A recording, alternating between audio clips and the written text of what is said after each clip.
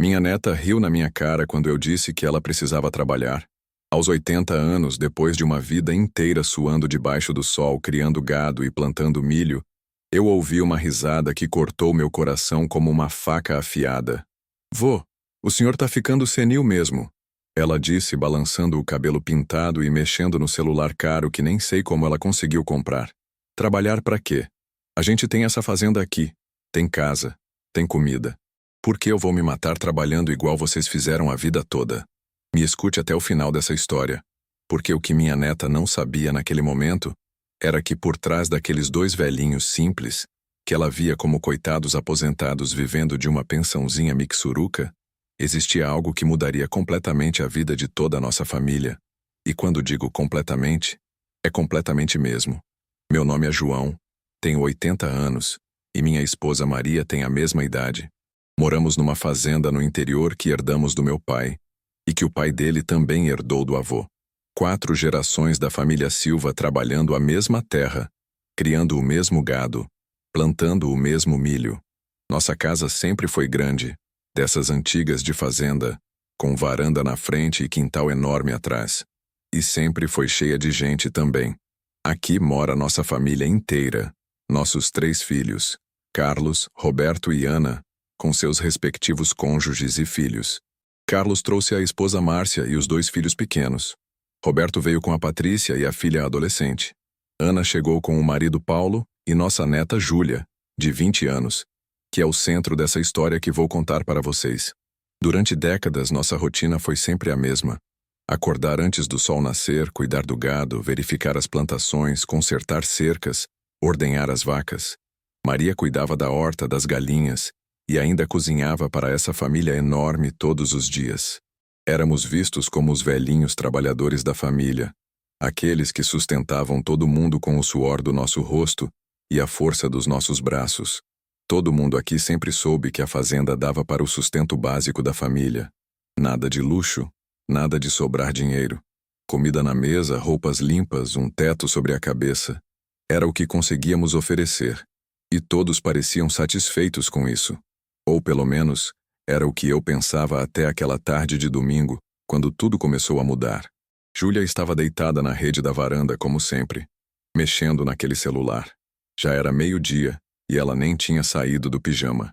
Eu cheguei do curral, suado e cansado, e resolvi conversar com ela sobre responsabilidade, sobre ajudar mais em casa, sobre pensar no futuro. Foi quando ela riu. Uma risada debochada, cheia de desprezo que ecoou pela varanda e chegou até a cozinha onde Maria estava preparando o almoço. Vô, o senhor não entende nada da vida moderna, ela continuou sem nem levantar os olhos do celular. Eu não nasci para ficar igual vocês, me matando de trabalhar por migalhas. Eu tenho outros planos para minha vida. Vou casar com alguém que tenha dinheiro de verdade, não ficar aqui nessa vidinha de interior para sempre. Naquele momento, senti algo que nunca tinha sentido antes. Não era raiva, não era tristeza. Era uma mistura de decepção profunda com uma vontade estranha de rir. Porque minha neta, que sempre me viu como um velho simples e sem recursos, não fazia ideia do que estava prestes a descobrir sobre os avós que ela tanto desprezava. Mas o que ela não sabia era que aqueles 2 velhinhos pobres, que ela via todos os dias, tinham um segredo guardado há mais de 40 anos. Um segredo que mudaria não apenas a visão que ela tinha de nós, mas o destino de toda a nossa família. E você vai descobrir junto comigo como uma simples risada de desprezo se transformou na maior lição de humildade que alguém pode receber na vida. Porque às vezes, as pessoas que a gente menos valoriza são exatamente aquelas que guardam as maiores surpresas. Minha infância foi moldada pelo cheiro de terra molhada e pelo som do gado ao amanhecer. Cresci vendo meu avô João acordar às 5 da manhã, todos os dias, sem exceção. Ele caminhava pela fazenda com aquele passo firme, verificando cada cerca, cada animal, como se fosse um ritual sagrado. Minha avó Maria sempre estava na cozinha quando eu descia para tomar café, preparando pão caseiro e café coado na hora, com aquele sorriso que aquecia mais que o fogão a lenha. Eles me ensinaram que a terra não mente.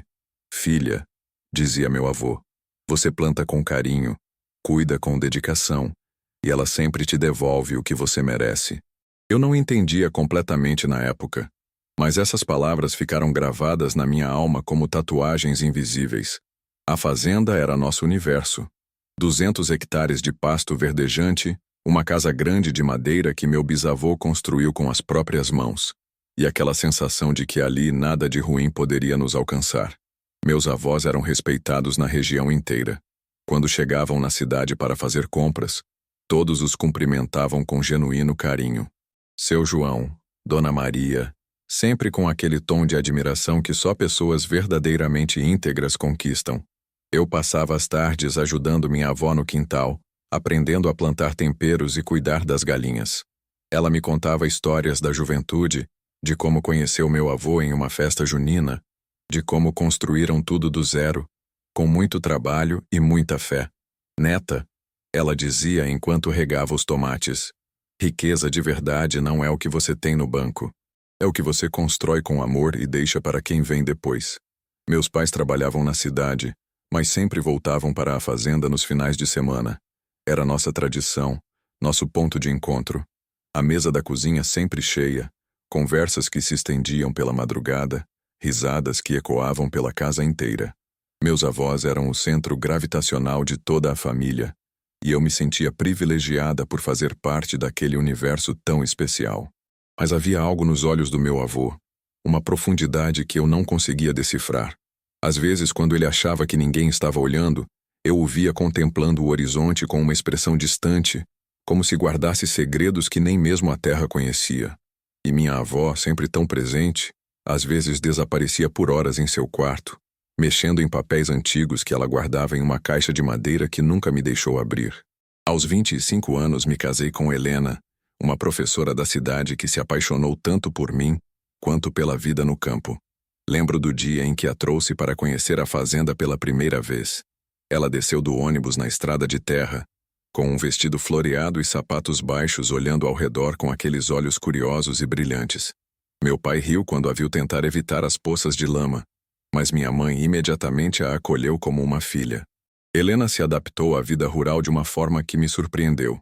Em poucos meses ela já sabia ordenhar as vacas, cuidar das galinhas e até mesmo ajudar na época da colheita. Construímos nossa casa a apenas 200 metros da casa principal.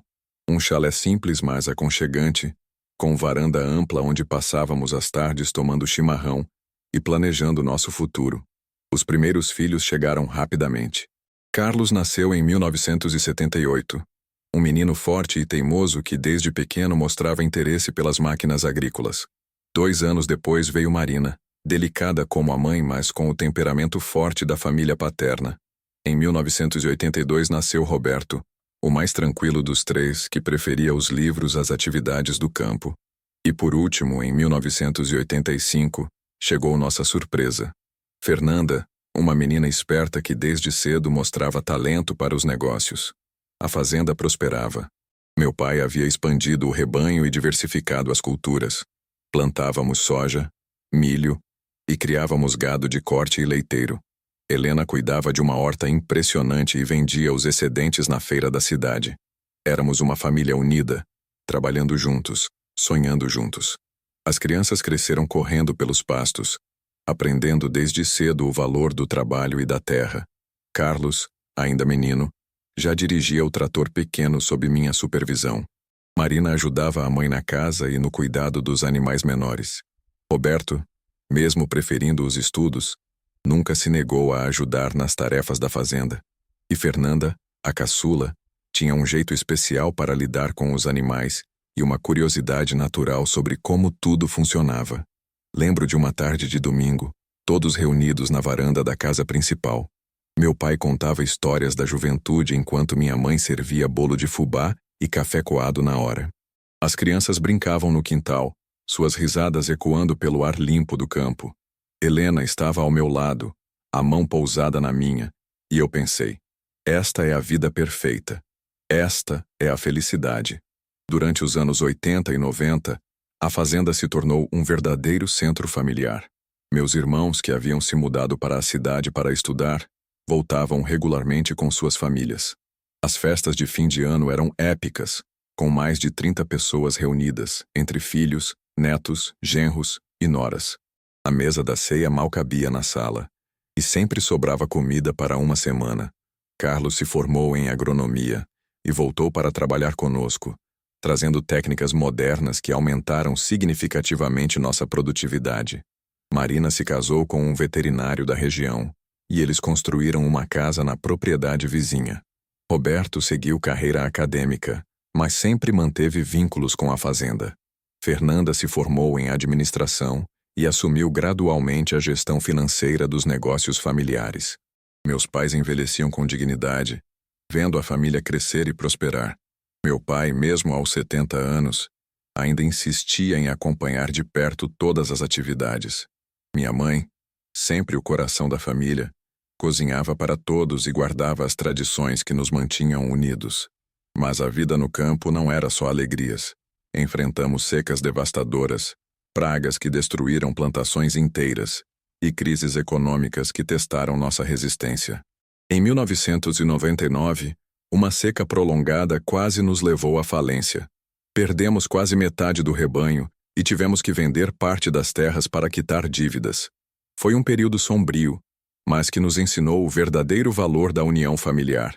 Helena adoeceu em 2003. Um câncer silencioso que descobrimos tarde demais. Durante os 2 anos de tratamento, toda a família se mobilizou. Os filhos se revezavam para acompanhá-la nas consultas na capital, e eu nunca saí do lado dela. Quando ela partiu em 2005, senti como se uma parte de mim tivesse sido arrancada. O luto foi devastador, mas a fazenda e a família me mantiveram de pé. Os netos começaram a chegar, trazendo nova energia e alegria para nossas vidas. Carlos teve 3 filhos, Marina 2, Roberto 1 e Fernanda 2. De repente, a casa principal voltou a ecoar com risadas infantis, e meus pais renasceram no papel de bisavós. Mas algo estava mudando. Percebi que os filhos, mesmo morando na região, visitavam cada vez menos. As reuniões familiares ficaram mais espaçadas, mais formais. Carlos estava sempre ocupado com seus próprios negócios. Marina se mudou para a cidade quando o marido abriu uma clínica veterinária. Roberto raramente aparecia, sempre envolvido com seus projetos acadêmicos. E Fernanda, que eu pensava ser minha sucessora natural, começou a questionar abertamente as tradições familiares. Os anos foram passando e nossa família cresceu como uma árvore frondosa. Helena e eu tivemos 3 filhos. Roberto, que hoje tem 42 anos, Márcia, de 40, e Júnior, o caçula de 38. Cada um deles se casou e trouxe para nossa mesa dominical suas próprias famílias. Roberto casou com Patrícia, uma contadora que sempre olhava nossa propriedade com olhos calculistas. Márcia se uniu a Fernando, um engenheiro que vivia falando sobre modernização e eficiência. E Júnior, meu caçula, casou com Simone, uma mulher da cidade que nunca escondeu seu desconforto com a vida rural. As reuniões familiares, que antes eram momentos de alegria pura, começaram a carregar um peso diferente. Eu percebia os olhares trocados entre os genros e noras, quando Helena servia o almoço em pratos simples, quando eu aparecia com as roupas sujas de terra, quando falávamos sobre o preço do gado ou a necessidade de consertar a cerca do Pasto Norte. Era como se nossa simplicidade os envergonhasse. Roberto começou a questionar nossas decisões sobre a fazenda. Pai, vocês não acham que está na hora de pensar em aposentadoria? Essa vida é muito pesada para a idade de vocês. Suas palavras vinham sempre acompanhadas do olhar aprovador de Patrícia, que fazia contas mentais de tudo que via pela propriedade. Márcia, influenciada por Fernando, sugeria constantemente que vendêssemos partes da terra. Papai, vocês poderiam viver muito bem com uma casa menor na cidade. Imagina a tranquilidade que seria. E Júnior, meu caçula, que eu sempre achei que seria quem mais amaria esta terra, começou a evitar as conversas sobre o futuro da fazenda. Simone fazia questão de mencionar sempre que possível como era difícil explicar para os amigos da cidade que os sogros eram fazendeiros simples. A palavra simples saía de sua boca como se fosse um defeito, uma vergonha que precisava ser escondida. Helena, com sua sabedoria de sempre, tentava amenizar as tensões. Eles estão preocupados conosco, amor. É natural que queiram nosso bem-estar. Mas eu via em seus olhos a mesma tristeza que crescia no meu peito. Nossos filhos não estavam preocupados conosco, Eles estavam preocupados com nossa herança. As visitas, que antes eram espontâneas e cheias de vida, se tornaram calculadas. Sempre havia uma desculpa para não ficarem para o jantar. Sempre uma pressa para voltar para suas vidas importantes na cidade. Os netos que antes corriam pelos pastos e se deliciavam com as histórias do vovô, agora vinham com roupas que não podiam se sujar e celulares que eram mais interessantes que qualquer aventura que eu pudesse oferecer. Foi numa dessas reuniões familiares, num domingo de março, que senti o primeiro golpe real. Roberto, Márcia e Júnior se entreolharam de uma forma que eu conhecia bem. Era a mesma expressão que faziam quando crianças, antes de me pedir algo que sabiam que eu não aprovaria. Roberto, como sempre o porta-voz, limpou a garganta e disse: "Pai, mãe, precisamos conversar sério sobre o futuro de vocês." Helena apertou minha mão por baixo da mesa. Nós dois sabíamos que essa conversa não seria sobre nosso bem-estar. Era sobre nossa propriedade, nossa vida, nosso legado. E pela primeira vez em 73 anos de vida, senti medo. Não medo da morte, não medo da doença, mas medo de descobrir que havia criado filhos que viam seus pais como obstáculos para sua prosperidade. "Vocês estão ficando velhos", continuou Roberto. "E esta fazenda é muito trabalho. Seria melhor para todos se vocês vendessem tudo e fossem viver numa casa menor, mais prática. Nós poderíamos ajudar vocês a encontrar um lugar bem confortável na cidade." O silêncio que se seguiu foi ensurdecedor. Helena olhava para o prato, eu olhava para meus filhos, e eles olhavam para qualquer lugar, menos para nossos olhos. Era como se estivessem pedindo para que abríssemos mão de nossas próprias vidas para facilitar as deles. Mas o que eles não sabiam era que eu havia passado os últimos anos observando cada movimento, cada olhar, cada palavra não dita. E o que eles também não sabiam era que nossa simples fazenda guardava segredos que nem em seus sonhos mais ambiciosos eles poderiam imaginar. O que começou como pequenas divergências, logo se transformou numa guerra silenciosa dentro da nossa própria casa. Rodrigo, que sempre foi o mais determinado dos três, começou a questionar abertamente minhas decisões. Não eram mais apenas comentários soltos durante o jantar.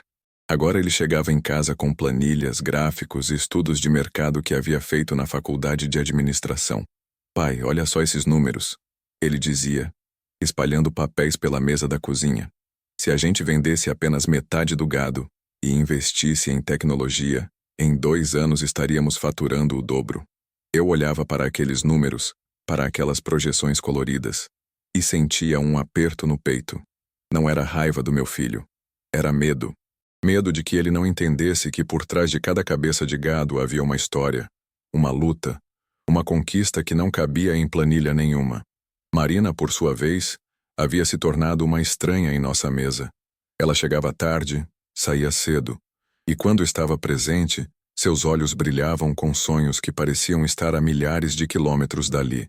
Um dia, durante o almoço, ela soltou a bomba. "Pai, recebi uma proposta de trabalho em São Paulo. É numa empresa de marketing digital. O salário é 3 vezes o que você me paga aqui na fazenda." O silêncio que se seguiu foi ensurdecedor. Senti como se o chão tivesse se aberto debaixo dos meus pés. São Paulo, a cidade grande. O lugar onde os sonhos dos jovens iam para morrer ou para florescer, mas nunca para voltar para casa. "Marina", eu disse, tentando manter a voz firme, "você tem certeza de que é isso que quer? Deixar tudo isso para trás?" Ela me olhou com aqueles olhos que um dia foram cheios de admiração por mim, mas que agora carregavam uma mistura de pena e impaciência. "Pai, tudo isso é o seu sonho, não o meu. Eu não nasci para ficar aqui cuidando de boi pelo resto da vida." Cada palavra dela foi como um soco no estômago. Eu havia dedicado minha vida inteira para construir algo que pudesse deixar para meus filhos. E agora descobria que eles viam isso como uma prisão, como uma herança indesejada, como um fardo. Carlos, o mais novo, observava tudo em silêncio. Ele sempre foi o mais sensível dos três e eu podia ver nos seus olhos que ele estava dividido. Parte dele queria ficar, honrar a tradição familiar. Mas a outra parte, influenciada pelos irmãos mais velhos, começava a questionar se aquela vida realmente valia a pena. As discussões se tornaram mais frequentes e mais intensas. Rodrigo trazia consultores para a fazenda sem me avisar. Marina faltava ao trabalho para fazer entrevistas online. Carlos começou a falar sobre cursar veterinária na capital. Era como se cada um deles estivesse construindo uma vida paralela. Uma vida que não incluía a fazenda, que não incluía a mim. Uma noite, depois de uma discussão particularmente difícil sobre os rumos da propriedade, eu saí para caminhar pelos pastos. A lua estava cheia, iluminando o gado que pastava tranquilamente. Aqueles animais não sabiam de planilhas, de marketing digital, de sonhos urbanos. Eles simplesmente existiam como eu havia aprendido a existir naquela terra. Foi nessa caminhada que eu comecei a perceber que talvez o problema não fosse meus filhos quererem voar. Talvez o problema fosse eu estar tentando cortar as asas deles. Mas como um pai aceita que tudo aquilo pelo qual lutou a vida inteira não significa nada para as pessoas que mais ama no mundo? A tensão em casa se tornou palpável. Minha esposa, Conceição, tentava fazer o papel de mediadora, mas eu via o cansaço nos seus olhos. Ela estava cansada de ser a ponte entre mim e nossos filhos. Cansada de tentar traduzir meus medos em palavras que eles pudessem entender, e os sonhos deles em algo que eu pudesse aceitar. Roberto, ela me disse uma noite, enquanto estávamos deitados na cama, você precisa entender que eles não estão rejeitando você. Eles estão tentando encontrar o próprio caminho. Mas para mim, naquele momento, parecia a mesma coisa. Rejeitar a fazenda era rejeitar tudo aquilo que eu era, tudo aquilo que eu havia construído. E então chegou o dia que mudou tudo para sempre. O dia em que descobri que meus filhos haviam tomado uma decisão sobre mim, sobre meu futuro, sem nem ao menos me consultar. Uma decisão que me faria questionar tudo aquilo em que eu acreditava sobre família, sobre lealdade, sobre o significado de ser pai. Foi numa quinta-feira de março que minha vida mudou para sempre. Eu estava no escritório da fazenda, revisando os contratos de fornecimento, quando ouvi passos na varanda. Eram meus 3 filhos caminhando juntos com uma determinação que eu nunca tinha visto antes. O coração já começou a acelerar, porque quando eles se uniam assim, geralmente não era para dar boas notícias. Carlos entrou primeiro, seguido por Ana e Roberto. O silêncio pesava no ar como uma nuvem de tempestade prestes a desabar. Eles se posicionaram na minha frente, e pela primeira vez na vida, senti que estava diante de estranhos. Meus próprios filhos, que eu criei com tanto amor, me olhavam como se eu fosse um obstáculo em suas vidas. Pai, precisamos conversar, disse Carlos, a voz firme, mas fria. Ana evitava meu olhar, brincando nervosamente com a aliança de casamento. Roberto, o mais novo, estava visivelmente desconfortável, mas mantinha a postura rígida dos irmãos mais velhos. Claro, meus filhos. Sentem-se, vamos conversar. Respondi tentando manter a calma, mas por dentro já sentia que algo terrível estava por vir. Não, pai. Desta vez vamos ficar em pé, disse Ana, finalmente me encarando. O que temos para falar não vai demorar muito. Meu estômago se contraiu. Em 40 anos de casamento com a mãe deles, em décadas construindo nossa família, eu nunca tinha visto meus filhos com essa frieza nos olhos. Era como se uma parede de gelo tivesse se erguido entre nós da noite para o dia. Carlos respirou fundo e soltou as palavras que ecoam na minha mente até hoje. Pai, decidimos que é melhor você sair da fazenda. Vamos assumir os negócios completamente e sua presença aqui só está atrapalhando nossos planos. O mundo parou. Literalmente parou. O barulho dos pássaros lá fora sumiu. O vento nas árvores se calou. Até minha própria respiração pareceu suspensa no ar. Eu olhei para cada um dos meus filhos procurando algum sinal de que aquilo era uma brincadeira cruel. Algum vestígio do amor que eu tinha certeza que existia entre nós. Como assim sair da fazenda? Perguntei, a voz saindo mais fraca do que eu gostaria. Esta é minha casa, é nossa casa. É o trabalho da minha vida inteira. Era sua casa, pai, corrigiu Roberto, as palavras cortando como lâminas. Mas agora somos nós que tocamos tudo aqui. Você pode ficar na cidade, arranjar um apartamento. Vamos dar uma mesada para você viver dignamente, mas aqui não dá mais. Ana finalmente falou, e suas palavras foram as que mais doeram. Pai, você não entende. O mundo mudou, os negócios mudaram. Suas ideias são antigas, seus métodos são ultrapassados. A fazenda precisa de sangue novo, de visão moderna. E enquanto você estiver aqui, interferindo em tudo, a gente não consegue fazer o que precisa ser feito. Eu me levantei da cadeira, as pernas tremendo, tentando processar o que estava acontecendo. Meus filhos, que eu ensinei a andar, a ler, a trabalhar, que eu carreguei no colo quando estavam doentes, que eu consolei em todas as suas tristezas, estavam me expulsando da minha própria casa. Mas eu posso aprender, disse, e até hoje me envergonho do tom suplicante da minha voz. Posso me adaptar, posso mudar, não precisam me mandar embora. Esta fazenda é minha vida, vocês são minha vida. Carlos balançou a cabeça implacável. Pai, a decisão já está tomada. Conversamos entre nós, pensamos muito e essa é a melhor solução para todos. Para você também. Na cidade você vai ter mais conforto, vai poder descansar, aproveitar a aposentadoria. Aposentadoria? Explodi, a raiva finalmente superando a tristeza. Eu tenho 65 anos, não 90. Ainda tenho muito para dar, muito para ensinar. Esta fazenda existe por causa do meu suor, do meu sangue. E por isso mesmo, pai, disse Ana, a voz suavizando um pouco, mas mantendo a firmeza. Você já deu tudo o que tinha para dar. Agora é nossa vez. E para isso acontecer, você precisa nos dar espaço. O silêncio que se seguiu foi ensurdecedor. Eu olhei para cada um dos meus filhos, procurando alguma hesitação, algum arrependimento, algum sinal de que ainda havia amor por trás daquela decisão cruel. Mas tudo o que vi foram rostos determinados, olhares que já tinham se despedido de mim antes mesmo de pronunciarem aquelas palavras. Quando? Perguntei, a voz quase um sussurro. Até o final do mês, respondeu Roberto. Vamos ajudar você a se mudar, a encontrar um lugar bom na cidade. Não queremos que você sofra, pai. Só queremos que você entenda que é melhor assim. Naquele momento algo morreu dentro de mim. Não foi só meu coração que se partiu, foi minha identidade inteira que se despedaçou. Eu era João da fazenda Santa Rita. Era o homem que transformou um pedaço de terra árida numa propriedade próspera. Era o pai que criou 3 filhos para serem pessoas de bem. E, de repente, eu não era mais nada disso. Eles saíram do escritório em silêncio, me deixando sozinho com o peso da decisão que tinham tomado. Eu me sentei novamente na cadeira, olhando pela janela para a terra que eu amava mais que a própria vida, sabendo que em poucas semanas ela não seria mais minha. Mas o que meus filhos não sabiam, o que eles não podiam imaginar, era que aquela expulsão ia revelar algo que mudaria tudo, algo que estava guardado há décadas, esperando o momento certo para vir à tona. E esse momento tinha acabado de chegar. O que meus filhos não sabiam, o que eu nunca havia contado para ninguém, era que 3 meses antes daquela reunião devastadora, eu havia recebido uma ligação que mudaria tudo. Era de um advogado de São Paulo, representando uma empresa de mineração. Eles queriam comprar nossa fazenda. Não qualquer fazenda, nossa fazenda específica, porque descobriram que no subsolo da nossa propriedade havia uma das maiores reservas de quartzo rosa do Brasil. O valor? 42 milhões de reais.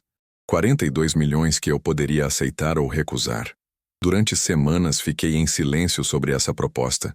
Não porque duvidasse do valor da terra, mas porque queria entender o que realmente importava para minha família. Queria ver se meus filhos me amavam pelo que eu era, ou pelo que eu poderia deixar para eles. E agora eu tinha minha resposta. Sentado naquele quarto vazio, com as palavras dos meus filhos ainda ecoando na minha mente, peguei o telefone e liguei para o advogado.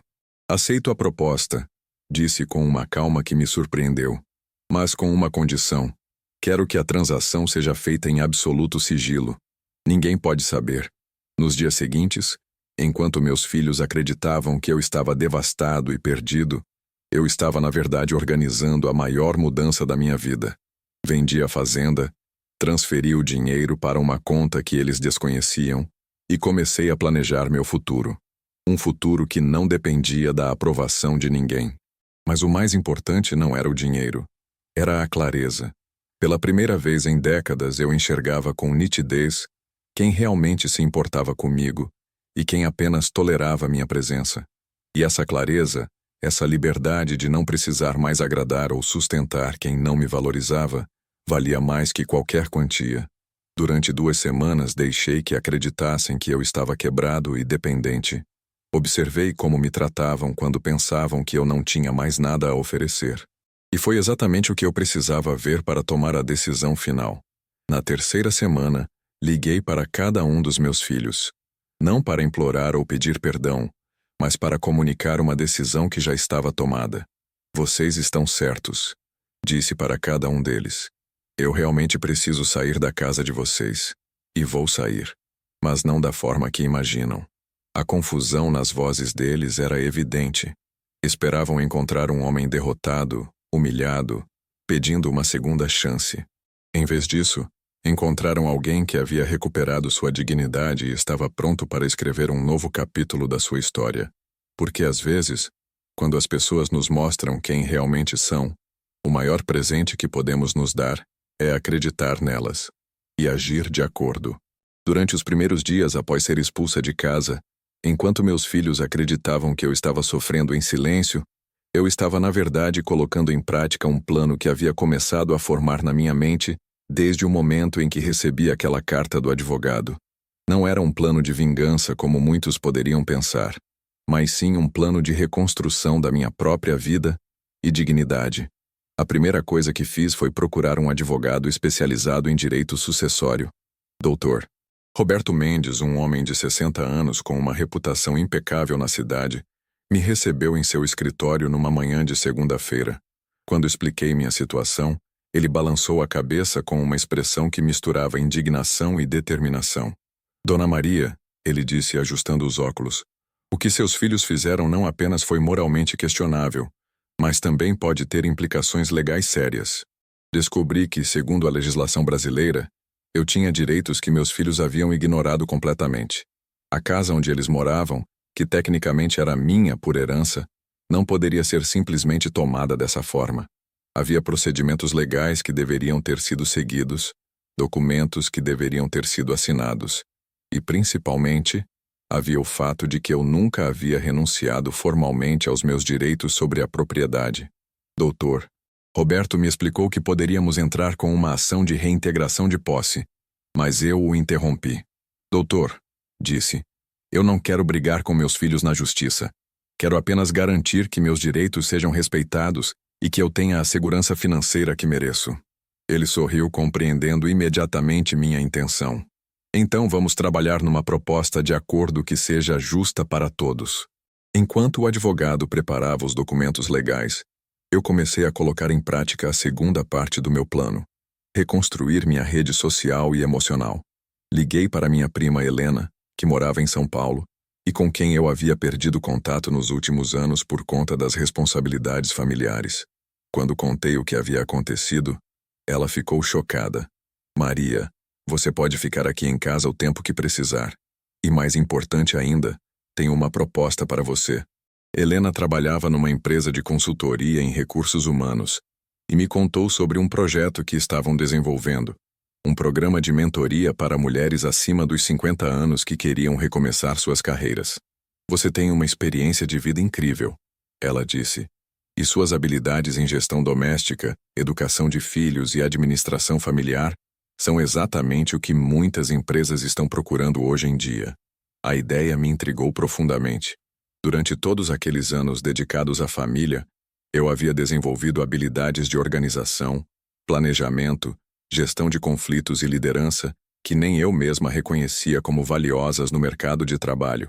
Helena me inscreveu no programa e em 2 semanas eu estava participando de workshops sobre como transformar experiência de vida em competências profissionais.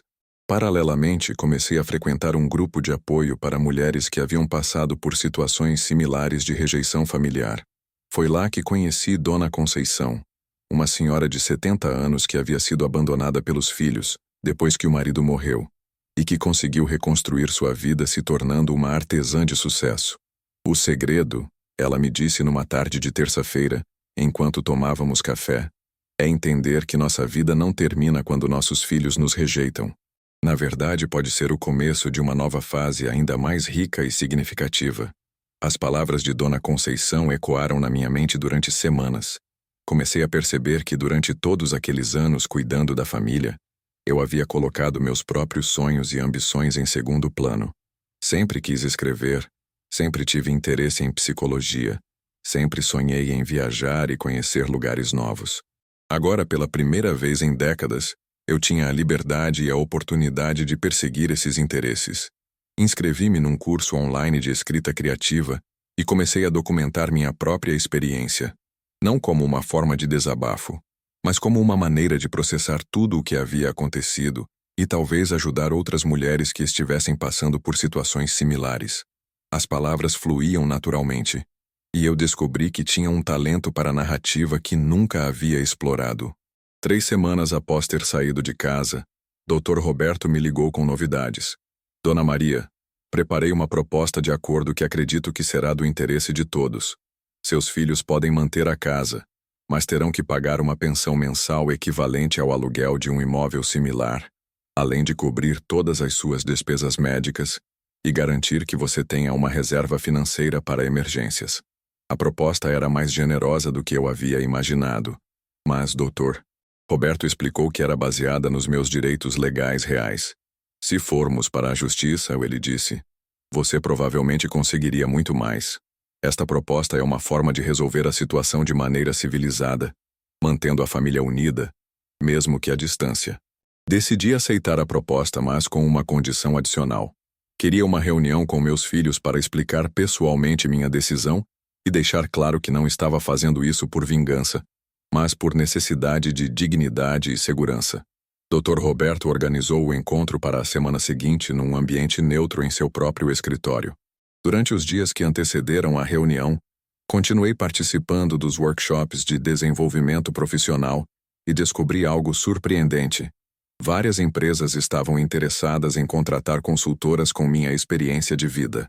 Uma empresa de produtos para a terceira idade me ofereceu um contrato de consultoria para ajudar no desenvolvimento de campanhas de marketing mais autênticas e conectadas com o público-alvo. A ironia da situação não passou despercebida. Enquanto meus filhos acreditavam que eu era um fardo financeiro, eu estava descobrindo que tinha valor profissional e potencial de renda que nunca havia explorado. Não era apenas sobre o dinheiro, mas sobre o reconhecimento de que eu tinha contribuições valiosas para oferecer ao mundo, além do papel de mãe e dona de casa. Na noite anterior à reunião com meus filhos, sentei-me no pequeno apartamento que Helena havia me emprestado e refleti sobre tudo o que havia acontecido nas últimas semanas. Não sentia raiva ou ressentimento. Sentia, na verdade, uma estranha sensação de gratidão. Meus filhos, sem saber, haviam me forçado a redescobrir quem eu era, além do papel que havia desempenhado por tantos anos. Preparei-me mentalmente para o encontro, sabendo que seria um momento crucial não apenas para resolver as questões práticas, mas para estabelecer um novo tipo de relacionamento com meus filhos. Um relacionamento baseado no respeito mútuo e no reconhecimento de que eu era uma pessoa completa, com direitos, sonhos e valor próprio. 3 meses depois de ter saído de casa, numa tarde de sábado, recebi uma ligação de Marcos. Sua voz estava diferente, mais baixa, quase hesitante. Mãe, preciso falar com você. Pode vir aqui em casa? Meu coração disparou. Durante todo esse tempo, eu havia me preparado para esse momento, mas ainda assim senti um frio na barriga. Seria que eles finalmente haviam descoberto sobre a herança? Sobre meus novos projetos? Ou seria apenas mais uma tentativa de me humilhar? Quando cheguei à casa que um dia foi minha, a atmosfera estava pesada. Marcos me recebeu na porta, evitando meu olhar. Ana estava na sala, sentada no sofá com uma expressão que eu não conseguia decifrar. E ali, sobre a mesa de centro, estavam espalhados vários documentos. Meu coração quase parou quando reconheci alguns deles. Eram cópias dos papéis da herança, extratos bancários e até mesmo fotos do terreno que eu havia comprado. Mãe, Marcos começou, sua voz tremendo ligeiramente. Nós descobrimos algumas coisas. Ana se levantou, caminhando até a janela, claramente desconfortável. Por que você nunca nos contou sobre a herança da tia Conceição? Por que escondeu que tinha dinheiro guardado? Por que nos deixou acreditar que você era um peso na nossa vida? Eu me sentei devagar na poltrona que costumava ser minha favorita, observando meus filhos com uma mistura de tristeza e compreensão. Durante todos esses meses, eu havia imaginado como seria esse momento. Havia ensaiado mentalmente o que diria, como reagiria. Mas agora, vendo a confusão e o arrependimento nos olhos deles, senti apenas uma profunda melancolia. Vocês querem saber por que eu nunca contei? Perguntei. Minha voz calma, mas firme. Porque eu queria que vocês me amassem pelo que eu era, não pelo que eu tinha. Porque durante 50 anos da minha vida, eu construí uma família baseada no amor, no respeito, na gratidão.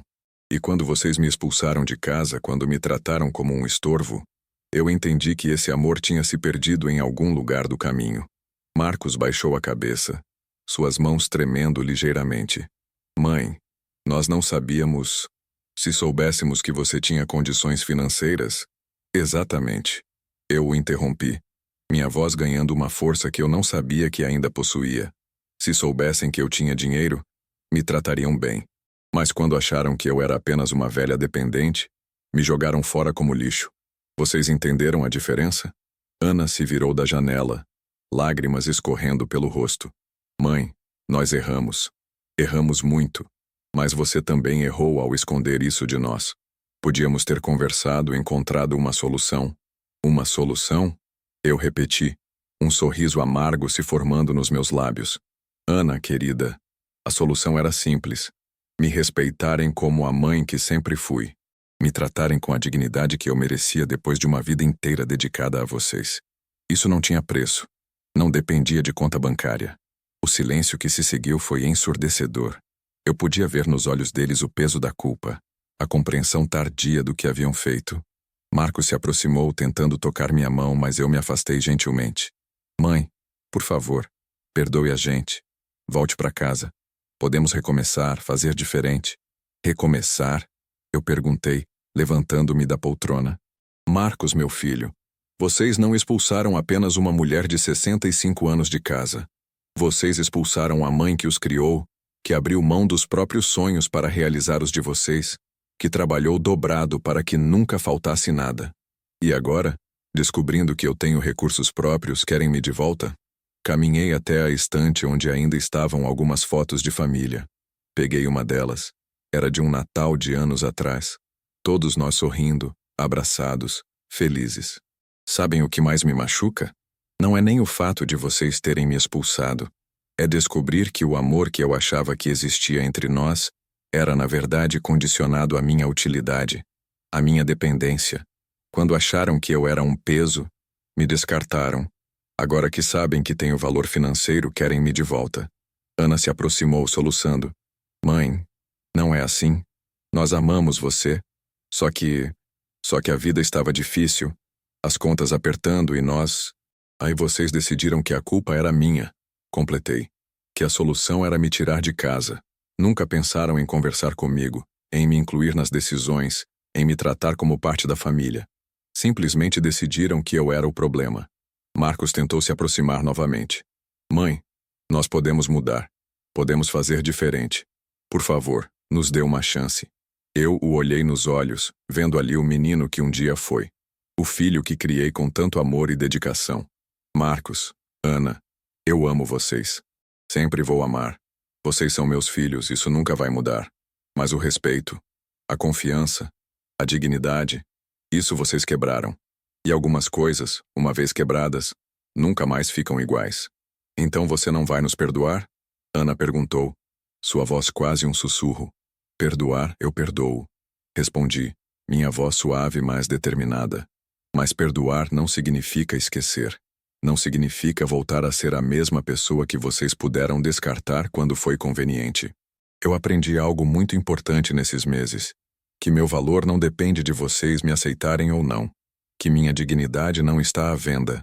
Caminhei em direção à porta, parando apenas para olhar uma última vez para a casa que foi minha por tantos anos. Vocês querem saber onde estou morando?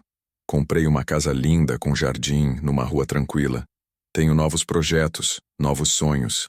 Descobri que aos 65 anos ainda posso recomeçar, ainda posso ser feliz. E sabem o que mais? Descobri que não preciso da aprovação de ninguém para isso. Mãe, por favor. Marcos tentou mais uma vez, mas eu balancei a cabeça. Não me expulsaram de casa, meus filhos. Me ensinaram quem vocês realmente são quando as coisas ficam difíceis. Me mostraram que o amor que eu achava incondicional tinha, sim, muitas condições. E por mais doloroso que seja, eu agradeço por isso. Porque me libertou de viver uma ilusão. Abri a porta. sentindo o ar fresco da tarde tocar meu rosto. Se um dia vocês entenderem realmente o que fizeram, se um dia conseguirem me amar e me respeitar independentemente do que eu tenho ou deixo de ter, talvez possamos construir uma nova relação.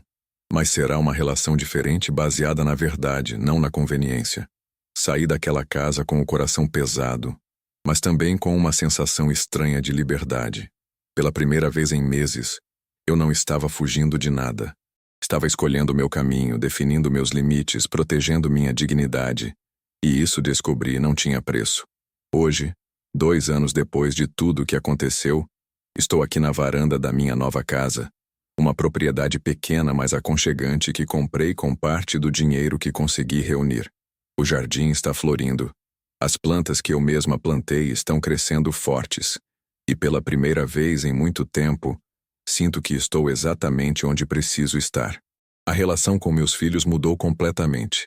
Não voltamos a morar juntos e nem precisávamos. Eles entenderam que me expulsar de casa não foi me livrar de um peso. Foi perder uma mãe que sempre esteve ali, mesmo quando eles não conseguiam enxergar. Marina me liga toda semana, às vezes chorando, pedindo conselhos sobre a maternidade. Mãe, como você conseguia ser tão paciente conosco? Ela pergunta. E eu respondo. Porque amor verdadeiro não tem pressa, filha. Ele espera. Carlos ainda está aprendendo a lidar com o orgulho ferido. Descobrir que a mãe que ele julgava inútil tinha uma capacidade financeira e emocional muito maior do que ele imaginava foi um choque. Mas aos poucos, ele vem me visitando. Traz os netos que correm pelo jardim e me chamam de vovó da casa bonita. Eles não sabem da história toda e não precisam saber.